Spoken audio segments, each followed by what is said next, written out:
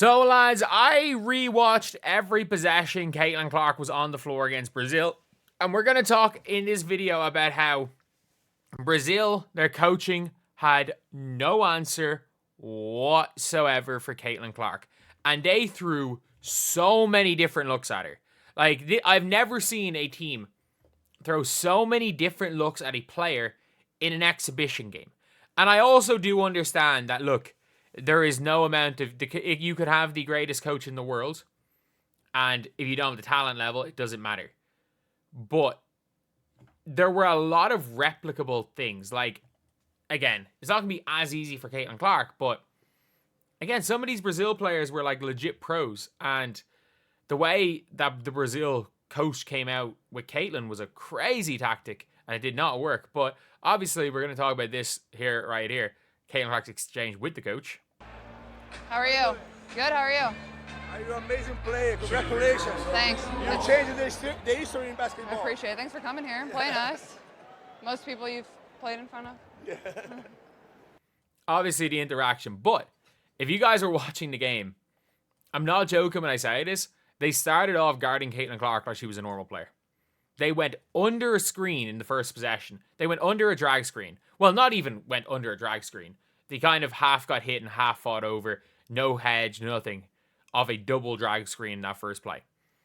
And ended up kind of half going under that. And for the rest of the first quarter, like, Caitlin was kind of feeling it out. It was early. But they were just guarding her like she was a normal player. A couple of times, Caitlin was just kind of... She was probably open for three more than she shot in the first quarter. She was just trying to get herself into the game a little bit. And again, it's an exhibition game. But as soon as she saw one go through the net, it was just different. Like, in the first quarter, she missed a couple. Well, sorry. As soon as she seen a second one go through the net, she missed a couple, as in she was driving, kind of plowing through with her shoulder and looking to finish, trying to use her strength. And it was kind of working. I'm not going to say it wasn't working. It was kind of working. She got two really good looks at layups, missed both of them. Well, not even layups, like kind of layup through contact finishes. They would have been really good finishes if she made them.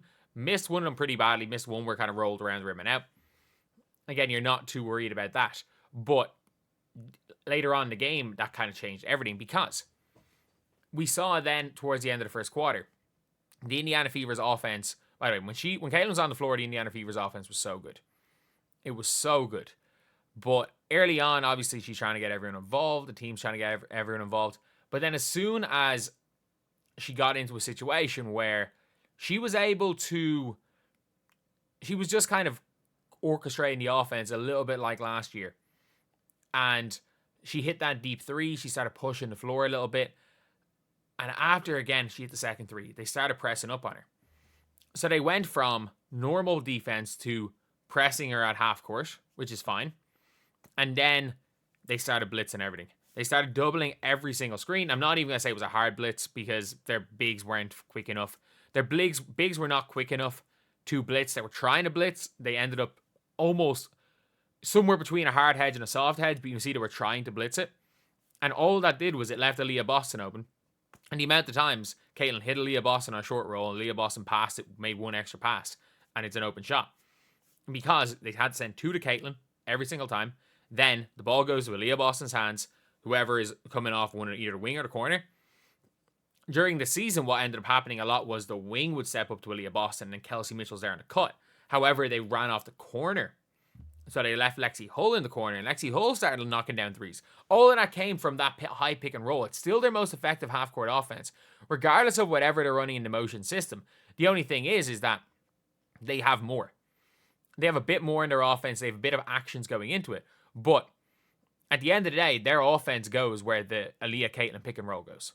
Like, that is where their offense is going to go in the half-court. In the full court, it's impossible to stop the Fever. Like, we saw it early in the first half. She hadn't, or the second half, or first half, was it? She hadn't really done much, and then she just launched like a three-quarter court pass perfectly into Luana Bonner's hands.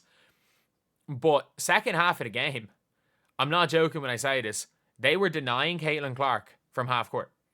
And they did not care what happened. They were just denying Caitlin Clark. And there was a couple of times where Caitlin Clark was, again, the shots that she hit were crazy shots. She is being full denied. Not one shot she shot was from any way normal range for a player. Like, even the three she shot off the inbounds, they guarded her, they tried to guard her like she was a normal player, and suddenly she just takes a half a step in from the sideline and just pulls. Like, these players had never seen something like that. So they clearly had a game plan. The players weren't good enough to execute the game plan. But one of the scary things when it came to Caitlin Clark, and no coach can prepare for this, is that you have to play up on screens.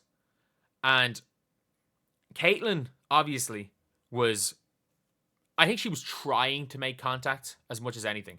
I think she was trying to. I don't think she's gotten slower. I think she was actively trying to be, when she wanted to turn on the jet, she could. But Caitlin, when she was coming off those screens, so when she had someone a little bit behind her, whereas last year she would just rely on her speed to get to the basket, that led to a couple of times she got chased down. It led to a couple of times they would catch up and then nothing would happen. However, when she was kind of going in, it was bang, bang. And she was getting separation. A couple of bang, like, and because she was then a threat to, for the contact, she was able to kind of like jump stop, wait for the help to come in, make the finishing, because she is that bit of a threat. She has to be defended in a different way. And there were a couple of times, there was a play where, if you watch the one where it was the Sophie Cunningham 4-point play, they basically, at this stage, they had not started blitzing her. So they had to play up, over, like play high on the screen. And Caitlin Clark, in fairness, her defender was super quick. So Caitlin Clark gets a half a step on her and ends up kind of going in. The defender catches up. But instead of last year, where it would have been a kind of crazy shot, sometimes throwing it up and throwing herself on the ground, it was controlled jump stop, like not offensive shoulder barge, but controlled jump stop through the player to get a little bit of space, scoop or whip around pass to Sophie, or was it to Lexi Hull, and the ball gets swung around to Sophie Cunningham on the 3-point line, bang, and one. You're like, everything in the Fever's offense still goes through Caitlin Clark. And they threw every different look. And by the way, they didn't execute well in any of them. It's not saying Caitlin Clark is unguardable, because in fairness, to completely take Caitlin Clark out of the game is impossible. To take away her passing and to take away her scoring. You probably can't do both. At this stage, you probably can't do both. You just have to try to make her as inefficient as possible. And they did a good job of not letting Caitlin Clark take easy shots. Caitlin Clark just made them all. Like, Caitlin Clark, outside of... And, like, I understand the first possession of the game was an easy shot for Caitlin Clark. Like, they made Caitlin Clark work. And that's the thing where it's like, when you have got absolutely no answer for anything.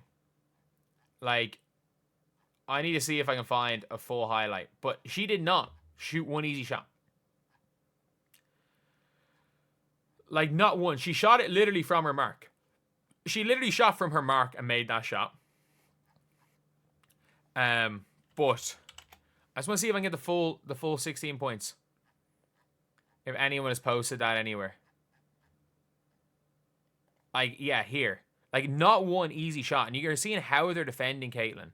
It is, like, this possession here, again, they don't go under screen. They don't attack it properly. That is not an easy shot. Like, that is not an easy shot, but it's easy for Caitlin Clark. And that's the scary thing. And, like, they were trying to attack her on the defensive end constantly. They had a big player. Like, Caitlin wasn't guarding their point guard. She was guarding a bruiser. And Caitlin was going at her, was holding up. Like, it is a new Caitlin Clark. And, like, again, obviously that's a terrible pass, but, like, these are the shots Caitlin Clark is making. Like, these are not easy shots. Like, if anyone else made one of these shots, you were like, wow, that's a great shot. Like, that is not an easy shot. She just makes it look easy. Like, she is one of one. And then because she's making a couple of those shots off the handoff, like, I don't know what this defender is doing, but off the handoff, you can't go under anything anymore. And suddenly it's just, yeah, let's just take it slowly. Throwing a full court pass to Dewana Bonner. They have to play up. She's using her speed to get in. Kind of driving through. Getting for the floater. And by the way, this floater she made was nuts as well. So she's dribbling through. She's got a big on her. She ends up stopping. Oh no, that's when she hit a Von Ejim. Where was it? Where was the floater? Where's the floater? They don't have the floater. The floater was mental. She shot like a one-leg floater going left from the elbow. Like, they tried to make every shot difficult to the best of their ability, and they could not do anything to stop her. They couldn't do anything not only to stop her, to stop the team when she was on the floor. It was mental. Like, we've seen it this year. We saw it last year. When the Fever are firing on all cylinders. When the Fever are firing on all cylinders, they are nearly impossible to stop. And they do not fire at all without her. When she is playing well, and one other player is playing well, whether that be and to be fair, Aaliyah Boston is Aaliyah Boston. She kind of, her playmaking is her playmaking. But if she's playing well, and one of Kelsey Mitchell, DeWanna Bonner, or Natasha Howard are playing well, I don't think the Fever are going to lose many games. It's going to be extremely hard to beat them because you cannot stop. You cannot stop her as an offensive player. And she's not the best scorer in the WNBA. That is Angel Wilson. Everything good that comes from the Fever comes from Caitlin Clark. And this is a contending team. She is like a mixture between... She's like what a modern day Steve Nash would be with Steph Curry range. With Steph Curry range, a higher motor. Imagine a 6'7". That's about what height she is the equivalent of in the NBA. About a 6'6", 6'7" Steve Nash who was athletic and could shoot the ball from Curry range. That's almost like what Caitlin Clark is in terms of her impact on an offense. It's scary. And Brazil threw every different possible coverage at her that they could do. And again, could not execute on because they didn't have the players. But they tried everything. They tried blitzing. They tried denial. They tried picking her up at half court. They tried just guarding her like she was any old player. None of them worked. None of it worked.